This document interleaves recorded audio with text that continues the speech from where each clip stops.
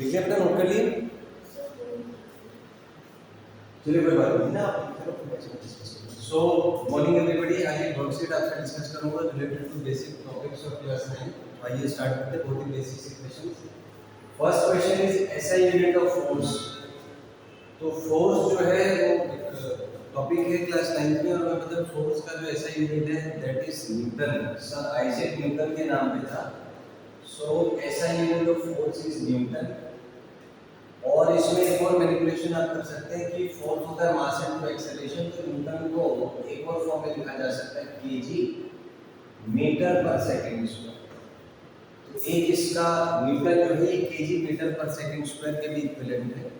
तो ये दोनों इसमें ऐसा यूनिट ऑफ फोर्स में आ जाएंगे। Next is CGS unit of force. तो सीजीएस यूनिट होता है फोर्स का डायन, या इसको लिखा जा सकता है एज ग्राम सेंटीमीटर पर सेकंड स्क्वायर।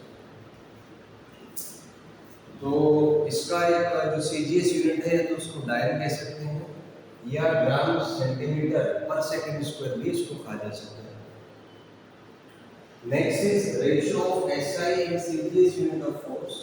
माने न्यूटन बाय डायन का रेशियो पूछा है तो इसको आप सोल्व करेंगे 10⁵ आ जाएगा, या 1 लाख इसको ले सकते हैं।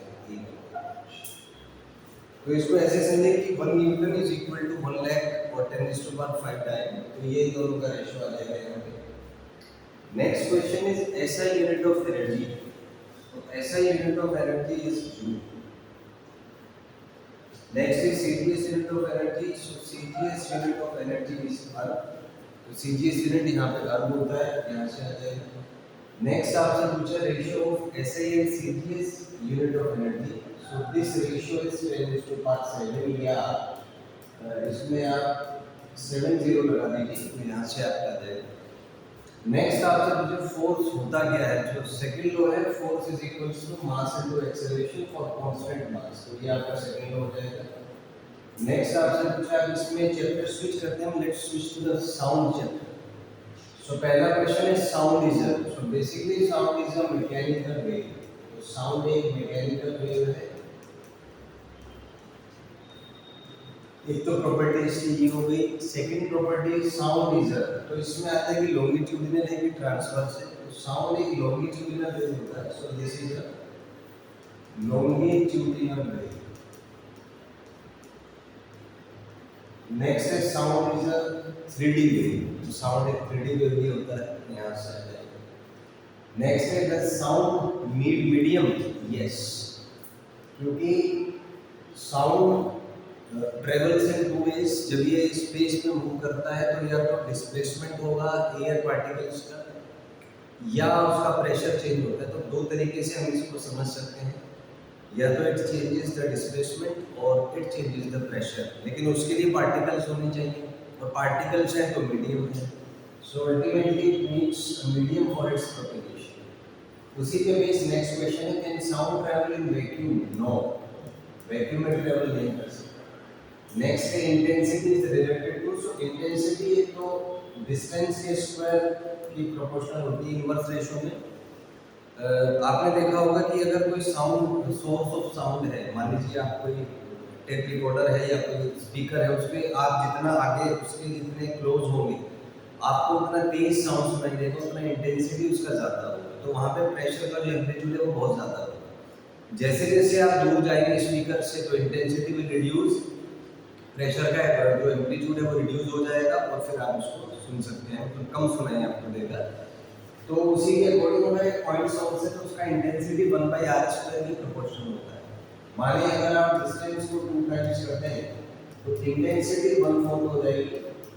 अगर डिस्टेंस को आप 3 टाइम्स करते हैं इंटेंसिटी 1/9 हो जाएगी। सो ये 1/r² के एम्पिरिकल फॉर्मूले के अकॉर्डिंग चेंज होता है intensity. So this is how intensity changes with the distance. Next question है loudness is related to. So loudness basically intensity से ही रिलेटेड होता है। इसको डेसिबल में आप मेजर करते हैं, एंड इसमें रिलेशन आएगा कि loudness is equals to 10 log I/I0 to the power, और इसका जो यूनिट है that unit is in decibel. तो ये इसमें लाउडनेस का मैथमेटिकल रिलेशन है कि ऐसे ही रिलेटेड होता है। Next question is pitch is related. So pitch is related to the frequency of the sound. So ये कुछ क्वेश्चंस थे जो मैंने आपसे डिस्कस किए related to the force, related to the sound. ये वर्कशीट का जब मैं प्रोग्राम रखा है इसलिए रखा है कि बच्चों का क्विक रिवीजन हो जाए रिलेटेड टू वेरियस टॉपिक्स, क्योंकि अल्टीमेटली आज का समय है कि इन्फॉर्मेशन सबके पास है, बट उस इन्फॉर्मेशन को यूज करके एक टाइम बाउंडेड मैनर में आप क्वेश्चंस के आंसर ला सकते हैं कि नहीं, आपका प्रॉब्लम सॉल्विंग स्किल्स कितना शार्प है। तो आने वाले समय में केवल स्किल्स पे बेस जॉब्स ही अवेलेबल होंगी, क्योंकि इन्फॉर्मेशन पे बेस्ड जॉब्स एआई रिप्लेस कर देगा, उसमें ह्यूमंस की इंटरवेंशन की जरूरत ही नहीं है। लेकिन एआई में स्किल्स नहीं होते अपने आप से, अभी तक उसमें सेल्फ कॉन्शियसनेस नहीं है, तो उसी पे बेस्ड जॉब्स आगे चलेंगी, उसी पे बेस्ड आप करियर्स बना पाएंगे। तो अभी से अपने स्किल्स पे काम करें, and specially the problem solving skills, the way your mind and system work as a system to process the information. That processing skills will be of use in the future. So be a future ready, and if you have any doubt you can ask in the comment section. Thank you and have a nice day.